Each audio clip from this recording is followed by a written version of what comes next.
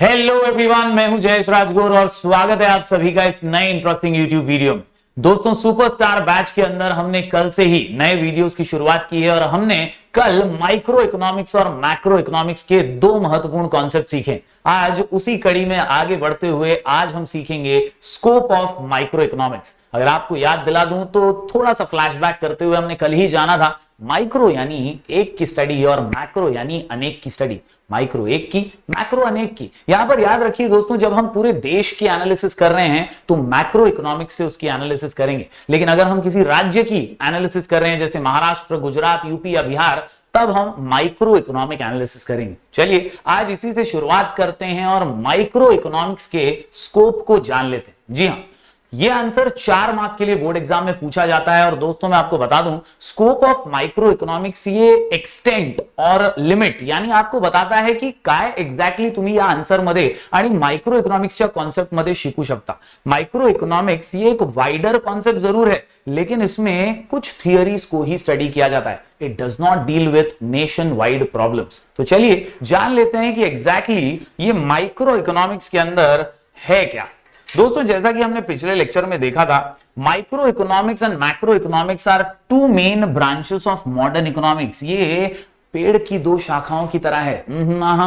दोस्तों, जैसे मैंने कल भी आपको बताया था कि यार एक वृक्ष है इकोनॉमिक्स का और इसी वृक्ष की दो शाखाएं हैं, एक है माइक्रो और एक है मैक्रो। यहां मैं आपको बता दूं दोस्तों, माइक्रो मीन्स स्मॉल और मैक्रो मीन्स लार्ज। यानी अगर आपको छोटी वस्तु की एनालिसिस करनी है, छोटी वस्तु का स्टडी करना है, तो माइक्रो इकोनॉमिक एनालिसिस काम आएगा। और macro economics is about large and aggregate variables.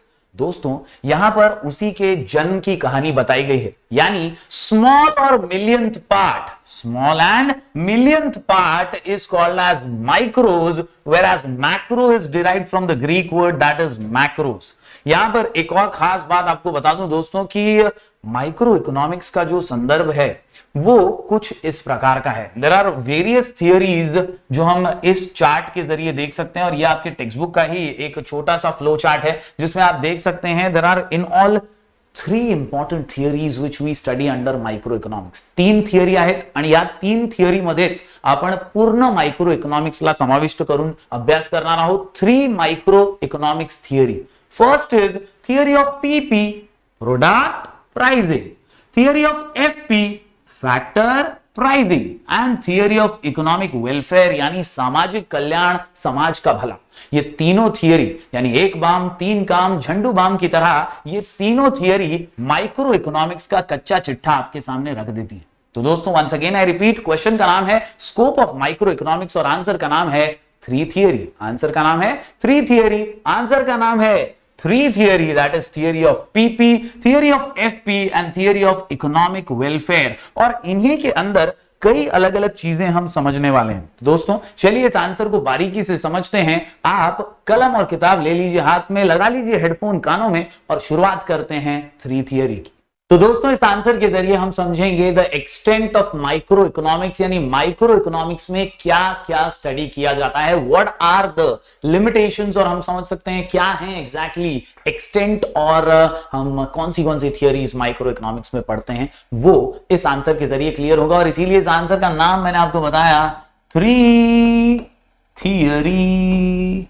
जी हां दोस्तों, 3 थियरी। इस कॉन्सेप्ट के जरिए आप आसानी से इसे दिमाग में फिट कर सकते हैं और लिखकर प्रैक्टिस भी कर सकते हैं। Theory of PP, theory of FP और थियरी ऑफ इकोनॉमिक वेलफेयर। चलिए बढ़ते हैं आगे और हर थियरी को आप बारीकी से समझ लेते हैं। जी हां, सबसे पहले दोस्तों मैं आपको एक शॉर्ट सिनॉप्सिस दे दूं कि एग्जैक्टली तीनों थियरी में है क्या और तीनों थियरी में याद क्या रखने का है। इसके आसपास ही आंसर घूमेगा और लिखने में तेरे को आएगा मजा, क्योंकि तू है सुपर और तू एग्जाम में करेगा चमत्कार। दोस्तों थियरी ऑफ प्रोडक्ट प्राइसिंग की जब बात करते हैं तो याद रखिए दोस्तों, आपको याद रखना है डिमांड एंड सप्लाई एनालिसिस। क्या याद रखना है? Demand and supply analysis. दोस्तों कुल मिलाकर के एक बात समझ लीजिए कि जब भी आपको प्रोडक्ट प्राइसिंग ये शब्द दिखाई दे तो याद रखिए डिटर्मिनेशन ऑफ प्राइजेस। क्या याद रखेंगे? Determination of prices. क्या याद रखेंगे? डिटर्मिनेशन ऑफ प्राइजेस, यानी किसी वस्तु के भाव तय कैसे होते हैं। How are prices of a particular product determined. जैसे ये पेन है, अगर ये पेन 100 रुपए का है तो ये 100 रुपए का क्यों है, कैसे ये 100 रुपए का बना, क्या था एग्जैक्टली पूरा प्रोसेस जिससे इसकी प्राइस 100 रुपए डिटरमाइन हुई। तो भाई प्रोडक्ट प्राइसिंग यानी price determination, and price is determined by two market forces. Price जो है ना, ये दो चीजों से डिटरमाइन होता है दोस्तों। यस, याद रखिए, डिटर्मिनेशन ऑफ प्राइजेस। ये जो है डिटर्मिनेशन ऑफ प्राइजेस दोस्तों, ये दो मार्केट फोर्सेस पे डिपेंडेंट हैं। Those two market forces are demand and supply. Demand and supply. तो थियरी ऑफ प्रोडक्ट प्राइसिंग में माइक्रो इकोनॉमिक्स क्या स्टडी करता है? वो स्टडी करता है डिमांड और सप्लाई की। वो स्टडी करता है डिमांड और सप्लाई की। तो बहुत ही सिंपल है दोस्तों, हम पढ़ रहे हैं scope of micro economics. Answer का नाम थ्री थियरी, और थ्री थियरी के अंदर पहली थियरी है थियरी ऑफ पीपी। पीपी बोले तो प्रोडक्ट प्राइसिंग, और प्रोडक्ट प्राइसिंग बोले तो प्राइस डिटर्मिनेशन। और determination of prices is done through two market forces, demand and supply. तो डिमांड और सप्लाई की ही एनालिसिस करता है माइक्रो इकोनॉमिक्स। उम्मीद करता हूं पहला पॉइंट आप समझ पा रहे होंगे संक्षिप्त में, फिर हम टेक्स्ट बुक का कंटेंट भी देखेंगे दोस्तों। फिलहाल बढ़ते हैं दूसरे पॉइंट की ओर, यह है थियरी ऑफ फैक्टर प्राइसिंग, यानी एफपी। एफपी यानी फैक्टर्स। फैक्टर्स का प्राइस। दोस्तों ये फैक्टर्स क्या होते हैं? फैक्टर्स कौन सी चिड़िया का नाम है? तो याद रखिए दोस्तों, फैक्टर्स बोले तो फैक्टर्स ऑफ प्रोडक्शन। फैक्टर्स बोले तो फैक्टर्स ऑफ प्रोडक्शन। फैक्टर्स बोले तो फैक्टर्स ऑफ प्रोडक्शन। और इन्हीं फैक्टर्स ऑफ प्रोडक्शन को मिलता है कुछ ना कुछ रिवॉर्ड। जानिए इन फैक्टर्स को दोस्तों, आपने सुना ही होगा, लैंड, लेबर, इसके अलावा कैपिटल। ये वो फैक्टर्स हैं जिनके बिना दोस्तों बिजनेस कभी हो ही नहीं सकता। यस, हो नहीं सकता, बिजनेस हो नहीं सकता। लैंड, लेबर, कैपिटल, एंटरप्रेन्योर, इनके बिना धंधा हो नहीं सकता। फैक्टर ऑफ प्रोडक्शन जो है ये बहुत मायने रखते हैं। इनके बिना प्रोडक्शन का प्रोसेस शुरू नहीं हो सकता। प्रोडक्शन प्रोसेस को शुरू करने के लिए लैंड, लेबर, कैपिटल और एंटरप्रेन्योर की जरूरत पड़ती है। और दोस्तों ये जमीन, ये मजदूर, ये पैसा और ये एंटरप्रेन्योर यानी एक बिजनेसमैन, एक दिमाग वाला व्यक्ति फोकट में तो काम नहीं करेगा। इनको कोई ना कोई प्राइस, इनको कोई ना कोई रिवॉर्ड तो देना ही पड़ेगा। और दोस्तों उसी की स्टडी माइक्रो इकोनॉमिक्स करता है। याद रखिए, लैंड यानी जमीन को मिलता है भाड़ा यानी रेंट, प्राइस के रूप में। लेबर को मिलते हैं वेजेस यानी पगार, उनका रोजमर्रा का। कैपिटल यानी पैसे पे मिलता है ब्याज, इंटरेस्ट। और दोस्तों एंटरप्रेन्योर को मिलता है प्रॉफिट। यही है दोस्तों फैक्टर्स के रिवॉर्ड। सिंपल सी बात, लैंड, लेबर, कैपिटल, एंटरप्रेन्योर ये फैक्टर्स हैं और इनका प्राइस है रेंट, वेजेस, इंटरेस्ट, प्रॉफिट, जिसे हम RIPW के नाम से जानते हैं। R for rent, I for interest, P for profit, W for wages. जी हां, तो रेंट, इंटरेस्ट, प्रॉफिट, वेजेस है प्राइसिंग ऑफ फैक्टर्स, और उन्हीं की स्टडी करता है माइक्रो इकोनॉमिक्स। तो दोस्तों क्वेश्चन का नाम है scope of micro economics, answer का नाम थ्री थियरी। आंसर का नाम थ्री थियरी। आंसर का नाम थ्री थियरी। समझ में आ गया तो नीचे कमेंट में लिख देना three theory. Done done done done. जी हां दोस्तों, थ्री थियरी में पहली थियरी हमने पढ़ी थियरी ऑफ प्रोडक्ट प्राइसिंग, दूसरी थियरी फैक्टर प्राइसिंग, जहां फैक्टर्स ऑफ प्रोडक्शन के प्राइजेस यानी रिवॉर्ड्स की बात होती है, और उन्हीं को समझता है माइक्रो इकोनॉमिक्स। तीसरे थियरी की बात करें दोस्तों तो यह है थियरी ऑफ इकोनॉमिक वेलफेयर। और ये जो इकोनॉमिक वेलफेयर है दोस्तों, यहां पर याद रखिए दैट सामाजिक भला, सामाजिक कल्याण बहुत जरूरी है। देश चलता ही समाज के भले के लिए है, देश चलता ही समाज कल्याण के लिए। तो समाज कल्याण होगा कब? जब आएगी एफिशिएंसी। जब आएगी एफिशिएंसी। दोस्तों एफिशिएंसी यानी आप अपने रिसोर्सेज जो आपके पास अवेलेबल है ना, उनका पूरा इस्तेमाल करते हैं, उन्हें वेस्ट होने नहीं देते। इसी से आपकी क्षमता का इजाफा होता है और आप बहुत ही अच्छे से ग्रो करते हैं, डेवलप करते हैं। As a country, as a देश आप तरक्की तभी कर पाएंगे दोस्तों जब आपका देश विकासशील बनेगा और सारी रिसोर्सेस का पूरा इस्तेमाल करेगा। बिना रिसोर्सेस का इस्तेमाल किए अगर आप वेस्टेज कर रहे हैं तो आप एफिशिएंट नहीं है। जैसे कोरोना क्राइसिस है और कोरोना क्राइसिस में 125 करोड़ देशवासियों को वैक्सीन देनी है। अगर आप वैक्सीन सभी को दे पा रहे हैं और समय पर दे पा रहे हैं तो आप एफिशिएंट हैं। हैं, अगर नहीं दे पा रहे तो एफिशिएंसी में कमी है, इसी की स्टडी करता है micro economics. Yes, it studies what, it studies efficiency in PCE, P यानी प्रोडक्शन, सी यानी कंजम्पशन और ई यानी ओवरऑल इकोनॉमी। तो यहां पर आपको क्या याद रखना है इस थियरी में, याद रखना है एफिशिएंसी। क्या याद रखेंगे, एफिशिएंसी, यानी आपका जो एफिशिएंसी है देश का वो कितना है, आप रिसोर्सेज को वेस्ट तो नहीं कर रहे हैं, उनको पर्याप्त यूज कर रहे हैं या नहीं, ये सारी चीजें जांचने का काम माइक्रो इकोनॉमिक्स करता है। क्वेश्चन का नाम है स्कोप ऑफ माइक्रो इकोनॉमिक्स दोस्तों, और इस पूरे क्वेश्चन के अंदर हम यही पढ़ते हैं कि एग्जैक्टली माइक्रो इकोनॉमिक्स में स्टडी क्या क्या होता है। तो भैया क्या स्टडी होता है, थ्री थियरी। क्या स्टडी होता है, थ्री थियरी। क्या स्टडी होता है, थ्री थियरी दोस्तों, और ये थ्री थियरी है कुछ इस प्रकार, theory of product pricing, theory of factor pricing and theory of economic welfare. उम्मीद करता हूं कॉन्सेप्ट आपको क्लियर हुआ होगा। चलिए बढ़ते हैं आगे और देख लेते हैं कि एग्जैक्टली इन थियरीज में है क्या क्या। दोस्तों सबसे पहले जैसे मैंने बताया प्रोडक्ट प्राइसिंग, तो यहां पर चीजें अंडरलाइन कर लीजिए। मार्केट फोर्सेस की स्टडी है, एक डिमांड और एक सप्लाई, क्योंकि डिमांड और सप्लाई के जरिए, यस, डिमांड और सप्लाई के जरिए ही आप एक्चुअल में एनालिसिस कर पाएंगे और जान पाएंगे कि प्रोडक्ट का प्राइस क्या है। किसी वस्तु का प्राइस 100 रुपए है तो क्यों है भाई, आपको पता है डिमांड और सप्लाई की एनालिसिस से ही चलेगा। अभी कुछ समय पहले मार्केट में नींबू महंगा हो गया था। भाई नींबू महंगा क्यों हुआ था, क्योंकि कहीं ना कहीं दोस्तों बरसात, अवकाली बारिश आ गई थी और खेती खराब हो गई थी, और खेती खराब होने की वजह से सप्लाई कम हो गया। डिमांड तो पहले से था, तो सप्लाई कम होने की वजह से जो माल आ रहा था नींबू का वो महंगा आ रहा था और डिमांड बहुत ज्यादा थी। और इसी वजह से दोस्तों यहां पर हम ये स्टडी कर पाते हैं because of micro economics. Micro economics हमें डिमांड और सप्लाई का पूरा कच्चा चिट्ठा समझा देता है। Micro economics is concerned with demand analysis, that is consumer behaviour, and supply analysis that is producers behaviour. दोनों के बिहेवियर समझा देता है, कंज्यूमर का भी और प्रोड्यूसर का भी। उम्मीद करता हूं यहां पर आपको पहली थियरी एकदम क्रिस्टल क्लियर अब हो चुकी होगी। चलिए बढ़ते हैं आगे। अगली जो थियरी है दोस्तों, अगली जो थियरी हमारी वो है थियरी ऑफ फैक्टर प्राइसिंग। यहां पर मैंने आपको स्टार्टिंग में ही बता दिया दोस्तों, फैक्टर्स हैं लैंड, लेबर, कैपिटल और एंटरप्रेन्योर। दोस्तों इनको मिलता है रिवॉर्ड, मैंने आपको बताया RIPW, आपको याद रखना है। क्या याद रखेंगे आप, RIPW। RIPW, RIPW मतलब क्या है, R से है दोस्तों रेंट,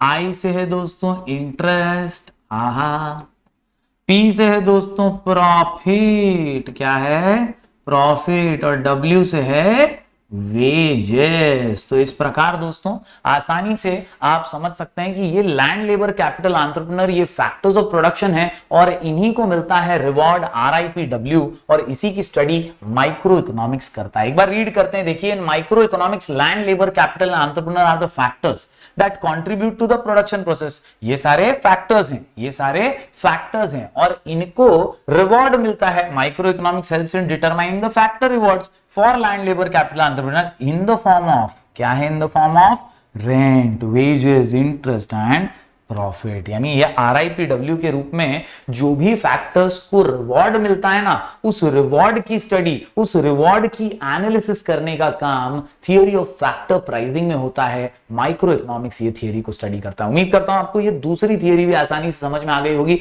आज हम पढ़ रहे हैं स्कोप ऑफ माइक्रो इकोनॉमिक्स और आंसर का नाम है थ्री थियरी। पहली theory, theory of product pricing, याद रखिए डिमांड और सप्लाई एनालिसिस, मार्केट फोर्सेस, उनकी स्टडी करना है। दूसरी थियरी है थियरी ऑफ फैक्टर प्राइसिंग, यहां पर याद रखिए factors of production, land, labour, capital, entrepreneur और उनके रिवॉर्ड्स RIPW, यानी रेंट, इंटरेस्ट, प्रॉफिट और वेजेस। उम्मीद करता हूं ये पूरा कच्चा चिट्ठा आपको समझ में आ ही गया होगा। बढ़ते हैं दोस्तों आगे अगली थियरी की ओर। ये जो अगली थियरी है दिखने में आपके टेक्स्ट बुक में थोड़ी बड़ी जरूर नजर आ रही होगी, लेकिन इसको याद रखना और समझना काफी आसान है। थियरी का नाम है थियरी ऑफ इकोनॉमिक वेलफेयर। और याद रखिए वेलफेयर यानी सामाजिक कल्याण और सामाजिक भला तभी होगा जब होगी एफिशिएंसी। क्या होगी? एफिशिएंसी। क्या होगी? एफिशिएंसी। एफिशिएंसी यानी क्षमता, और आपकी क्षमता जो है वो पूरी तरह से एकदम काबिल तारीफ बन जाएगी जब आप रिसोर्सेस को पूरी क्षमता से यूज करेंगे, पूरे तरीके से यूज करेंगे, उसे वेस्ट होने नहीं देंगे। तो एफिशिएंसी 3 चीजों में है। यस, देयर आर 3 एफिशिएंसीज दोस्तों। पहली एफिशिएंसी है इन प्रोडक्शन।